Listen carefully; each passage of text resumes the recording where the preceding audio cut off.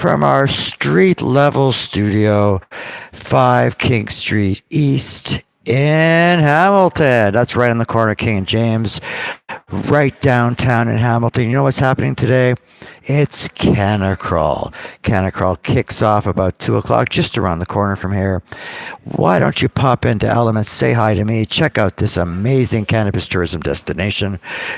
Check out some of the amazing auxiliary products that they have on here. They have on sale here. Today is Saturday, so there's savings and specials on all things concentrates, oils, hashes, and more here at the Element Cannabis Superstore at 5 King Street East in Hamilton. There are daily deals that you should really be aware of. If you like saving money, and in this hard economy, how can you not want to save money?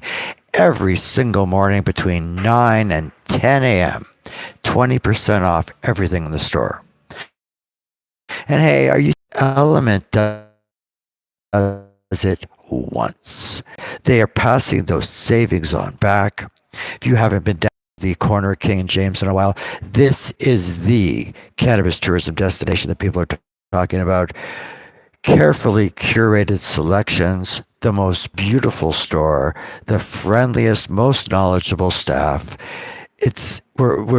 I am broadcasting from the storefront window. It's a street level studio reminiscent of Q107 at the Hard Rock Cafe or CBC.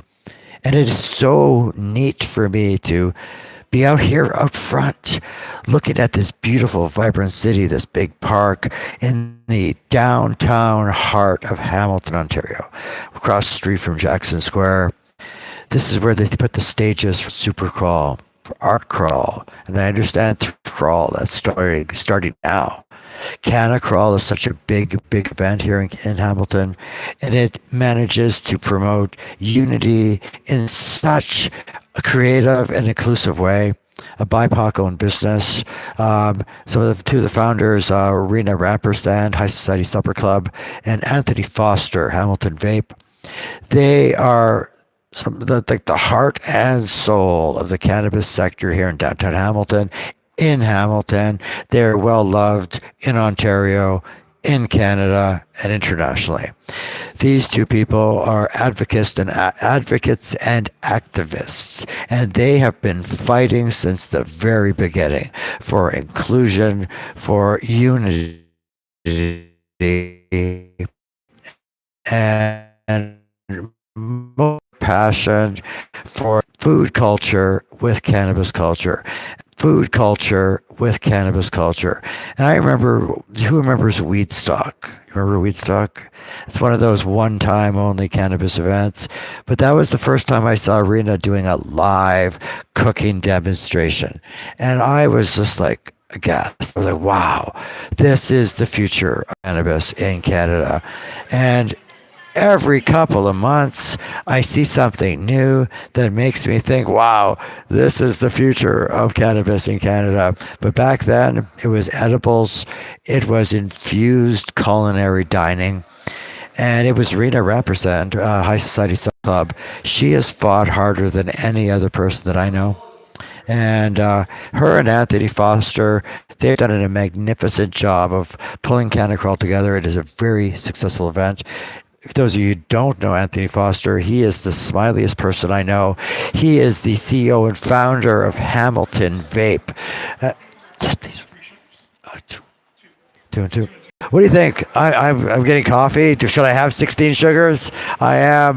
This is an 24-hour session, 8 hours a day. 3 days in a row, and I am just hyped to be here in Hamilton, broadcasting live from our street level studio at Element Cannabis at 5 King Street East. Canacrawl happens today. People have been streaming into the store all day. They're excited about Canacrawl. They're not really excited about the rain, and they're not really excited about the lack of sunshine. But despite that, people are in a great mood. They're getting ready for an exciting day of networking and sampling and connecting with community. And I'm looking forward to popping over later to Canacrawl and doing some man on the street, or we should go Psy on the Street interviews at Canacrawl. I'm also going to be popping into the Puff and Paint, being hosted at Hamilton Vape in the venue that is adjacent or below Hamilton Vape. It is Sorrel from BC. She's been putting on a national Puff and Paint campaign, hitting various cities across Canada. People are having a good time. She is showing them how to combine their innate creativity with their innate enthusiasm and connoisseurness when it comes to cannabis. Because doesn't art and weed go hand in hand? Don't music and weed go hand in hand? It's like, oh, sorry, what you call it, weed? I digress. I'm an old school guy. I had worked tirelessly to teach myself to use the proper vernaculars, to use cannabis, to not refer to it as marijuana or the devil's lettuce or ganja or weed. The respect it deserves is to be called cannabis. And whether it's legacy cannabis, whether it is legal cannabis or sovereign or homegrown, what we have to give it the respect due. We cannot continue to stigmatize it with these slang words and these slang ideas about who people who consume are. They're not lazy. They're not some of the hardest working people I know consume on the regular. It is a viable treatment option for a lot of people, and we forget that the Canadian cannabis market has its roots within the medical system, and there are a lot of people still who are medically inclined. And yes, Canada has taken a very broad approach when it comes to recreational, but there is also a vibrant medical system. There's some good medical out there. Besides Canada supplying some of the best flower in the world to Canadians, Canada is one of the top EUGM exporters of some of the world's best flower to countries in Europe, to Australia, to New Zealand. They're breaking new ground in new countries, and they are leading by example, having survived trial by fire, trial as one of the most heavily regulated and taxed sectors in Canada. We have come out the other side a bigger, better, say better twice, bigger, better, better, bigger, better, bigger, better, cannabis space. Yeah, we made lots of mistakes. Yeah, the people who really probably shouldn't have been in the space, for the most part, they've exited. The shiny shoes, they're not trying to figure out how to grow anymore. We've figured out creative workarounds for some of the most restrictive marketing regulations I have ever seen anywhere. Despite heavy taxation and excise taxes and costs associated to get into the Canadian cannabis sector, despite barriers and challenges and changing laws and in a changing time, we have been evolving, and you should all be really proud of yourself for putting in the work, for continuing to be advocates and activists for the plant. And without all of you, without the grassroots activists, advocates, without the people coming out to the events, without the bud tenders, without the owners, the independent retailers, without the people who followed their dreams to be a part of this new sector, without all these people, without the people who protested so hard for change, so hard for medical, and so hard for some sort of change, all of the people who've come before us, to the people who hosted Pot TV, and all of the amazing cannabis media that came before me, from the Treating Yourself Expo magazine skunk, of course, High Times, which has gone through many incarnations. Um, there have been so many great publications. Even Abby had Spliff at Hotbox Cafe. We have been finding ways to guerrilla market, to inform and educate Canadians, and it has been a long, long battle. But you know what? We're getting there. And that's a nice vibe too, to know that we're actually making progress. We're making progress on quality.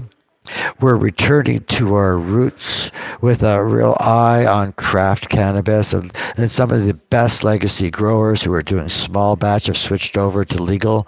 And we're seeing so much amazing flower coming out of British Columbia. One of my favorites, if you tried Sherbo from Rural Harvest, or anything from Pure Fire, or Woody Nelson, or my favorite event in British Columbia, hands down, is the Rosebud Bowl, in which some of Canada's best small batch craft cultivators they it's a side by side comparison, so you can really see the very best of what Canada has to offer. They center it around a big music festival, and that's the Unicorn Music Festival, and the Rosebud Cup is a big part of that. It's a big part of the culture out in British Columbia. You can there's so many bragging rights. There's so many cool things going on. Of course, Grow Up does the Canadian cannabis competition, which also looks at legal producers and what's good and what's the best out there. They usually have this panel of like the best judges, the most knowledgeable judges. Been to a couple of them now. And they are always so well attended. It's always so interesting to judge at a cannabis competition here in Canada. Another one that really made a splash last year was Kind Selections and their Winner Take All Cup. And I'm talking, everybody was talking about that. There are other trailblazers out there that are really they're not asking for permission. They're not asking for forgiveness. They are trying to work it as best they can within a very tightly regulated market. And I got to take my hat off to any group out there organizing and setting up a cannabis themed event, sampling, or anything like that. Hats off to Book Club in Vancouver, who they've been continually breaking ground with what they've done with Book Club and bringing in the community and the connoisseurs and the people who really know their stuff into these closed sessions, so they can study what's out there and what's really good. Those are a lot of fun. That is something I would love to see out here in Ontario. I'd like to see that in Nova Scotia, New Brunswick, Quebec, Manitoba, Saskatchewan, Alberta. I want to see it everywhere. The people at Book Club are innovators. They are true leaders, leading by example and holding up excellence, quality above all else. No bullshit. If you're ever in Vancouver, check out Book Club. You'll be very impressed. And the people, the quality of flower, the camaraderie that's available there. Now, another trailblazer that I'd be remiss if I didn't mention, Adolfo and Julie from Collector's Cup, from CannaReps. The Collector's Cup, a touring comparison event for connoisseurs and enthusiasts, as well as retailers. It was always well attended. I've been to Collector's Cups in Vancouver, Edmonton, Toronto, and I understand that they've had a lot. They've been a lot of them. I think they had 8, and they took a little breather. And CannaReps, of course, is one of the best known cannabis education platforms in Canada. They are renowned. I love walking into a store and see the CannaReps seal of certification or approval on some like really great independents, because these people at CannaReps, they know cannabis. They know it inside out. They know it better than me. And who better to trade your team, your staff, to educate you than the best of the best? See people put on the Collector's Cup. Sarah Sunday puts on an amazing she was a legacy event. Now it's a legal event, and it's like one of the big events every fall. And of course, for those of you who don't know, I'm talking about the Karma Cup. Karma Cup is the staple of staples, and it's the benchmark of all things this competition here in Canada. Sarah worked tirelessly to make it important to challenge unjust laws, to allow cultivators and extractors and true master class producers to go head to head to really show Canada what they had to offer. Sarah didn't ask for permission. Sarah didn't ask for forgiveness. Sarah pushed that out, and it pleases me to no end that she has managed to transition over into the legal market. So many exciting things. It makes me so happy to see friends of mine from Legacy pre-legalization make the incredibly difficult shift to the legal market. It's costly. It's taxing. It's not for the weak of heart or the faint of heart by any stretch of the imagination. If you cannot pivot daily, if you do not have a wonderful sense of humor, if you get overly stressed at a million details and a million plates spinning, if overtaxation and regulation puts your panties in a knot, maybe it's not for you. But all the people who did, who managed to make that incredibly difficult transition over from legacy to legal, to all of my friends out there who found positions within the independent cannabis retail sector, that's province to province. There are so many great people who wanted to be a part, who know their stuff, and they're independent cannabis retailers, and I love independent cannabis retailers. Say what you will, the chains are great. You can go to McDonald's, you can go to Wendy's, but I prefer a mom and pop place, an independent retailer. I try to support independent retailers. They really do have an eye and fingers on the pulse of our sector. And I can't always say that for some of the big chains where sometimes they're pushing bargains or they're pushing this shotgun approach to curation where they carry absolutely everything. And I've discovered in my travels around Canada that there are cannabis tourism destinations in almost every region, and they're all, for the most part, 80% of them are independent cannabis retailers.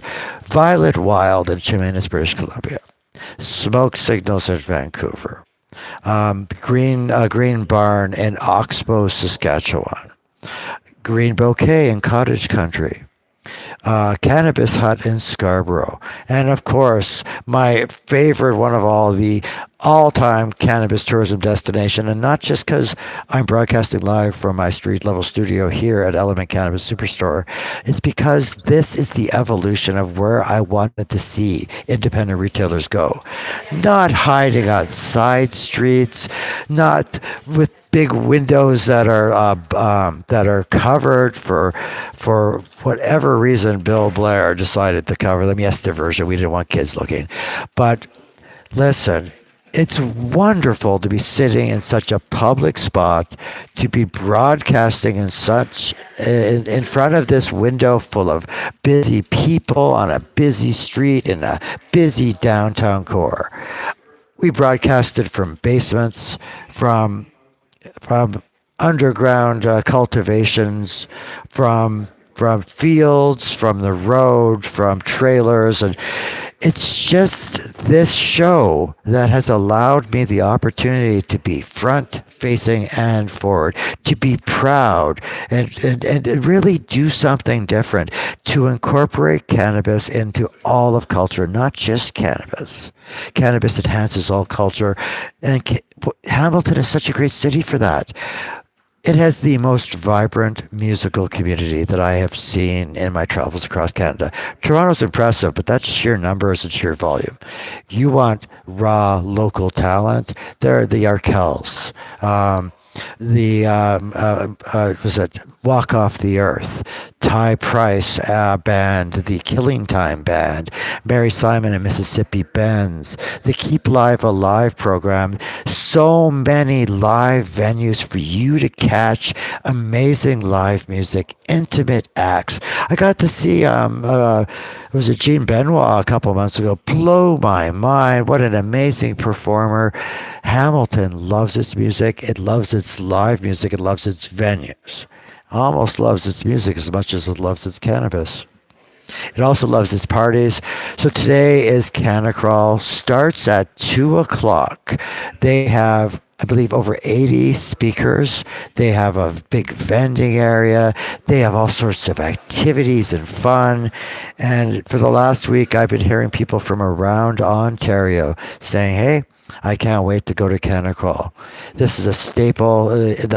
Hamilton has been the heart of cannabis culture in Ontario for some time, and in the eyes of myself, in the eyes of my team, in the eyes of High Canada Magazine, and so many others.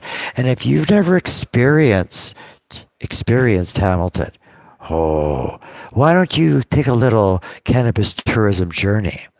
Head out on the GO train to beautiful, sunny, warm, artsy, musical Hamilton, Ontario. You can take a GO train there, minutes from the downtown core. There is a vibrant cannabis sector. There's a vibrant arts sector. The Junos were here a few weeks ago, and the streets were packed. It was really amazing to see Hamilton really turn up and turn out for the Juno Awards. And I've never seen so many happy people and celebrating what Hamilton has become. And because I've been doing the Steeltown Sessions show, and I've been so in love with Hamilton lately, having this little love affair and wooing Hamilton and whispering compliments to Hamilton every time I can. I've been trying to find these little gems about Hamilton. And I started noticing on all my news feeds that Hamilton's been getting some serious love, not just from me, from many other people, many other feeds. And I'm loving the fact that we are living through this renaissance right now. Aren't you? Isn't it cool to be in a renaissance? The Reed Rush was fun, but this is a mature market that is continuing to grow and evolve. We don't know what's going to happen. Things change all the time. The biggest thing I hear from cannabis entrepreneurs in the Canadian and international cannabis space is that if you can't think on your feet, if you are unable to pivot, it probably isn't the industry for you because changes can happen overnight. It's a strange new world, and we are essentially still a brand new sector and industry. Bill Blair, when he did his tour around Canada pre-legalization to get a feel for how Canadians wanted legalization, he did a tour, he visited a bunch of places, talked to a bunch of people. When he finished the tour, he told everybody that he was going to go in with a very tight grip. He told us what he was going to do. It was going to be heavily regulated. It was going to be heavily enforced, and it was going to be such a tight grip that we would hate him. But then eventually, when we worked out the kinks, he would do something that people wouldn't expect from Bill Blair. He would release. And I find it interesting from a media perspective watching what's happened in Canada, what's happening in the United States of America, what's happening in Europe. And times are changing. The coverings are off windows. It's safer for employees. The quality level has gone up. The testing level has gone up. We have the most highly educated connoisseurs and enthusiasts of all sectors, with maybe the exception of, cigar smokers who can taste what field it was grown in Cuba. Cannabis enthusiasts are like that. We know our stuff. We will not accept substandard products that just think that anybody can grow weed, anybody can curate a good strain or extract or concentrate or health and wellness product for the market. They don't understand that this heavily regulated market, pre-legalization and now, has made us one of the most finely tuned and highly critical sectors out there. Now, I'm in my late 50s, and I know a little bit about social media, but what do you know about Reddit? Now, Reddit is a place that can make or break a cannabis brand. They have these Ask Me Anything events. Seems like Reddit, sometimes Twitter, there's no need for that filter. People are brutally honest. There's feedback being given from connoisseur to connoisseur. And I have literally seen brands destroyed overnight by bad Reddit. But I've also seen brands celebrated and become icons and classics overnight because the Reddit community saw and recognized excellence. Oh, so do you like my raspy Betty Davis voice? My producer just passed me a lozenge. I have the best producer in the world. Looks after me, makes sure that I have all my essentials, make sure I get to step out for my high boys, because this show wouldn't go anywhere without high boys. He smokes my cannabis with me. He takes me to parks. He is a good producer, and he makes Steel Town sessions happen. I may be the pretty face, I may be the raspy voice, but my producer is the real heart of cannabis, real heart of Steel Town sessions. And if you're lucky enough to meet him one day, you'll feel the way I do about him. But okay, we're going to talk about other things. I don't want to gush over the guy. I don't want to make him blush or anything. We have some guests coming up. Our wandering star astrological guru Vanessa is joining us to talk about what 420 holds for the stars, what the stars hold for 420, what this next week of spring brings for us. And then we have the incredibly talented Dottie Locks. Dottie was an OG activist and advocate from Vancouver. She's out here in Ontario. She's made the switch to legal. She has been fighting stigma most of her life. She is an amazing musician with the loveliest voice that I've heard in a long time. And I've known Dottie a bit. When I heard her sing, I haven't used this word in a while, flabbergasted. And for the millennials who don't know what flabbergasted is, it's kind of like gobsmacked, or maybe it's a good use of 6-7 perhaps.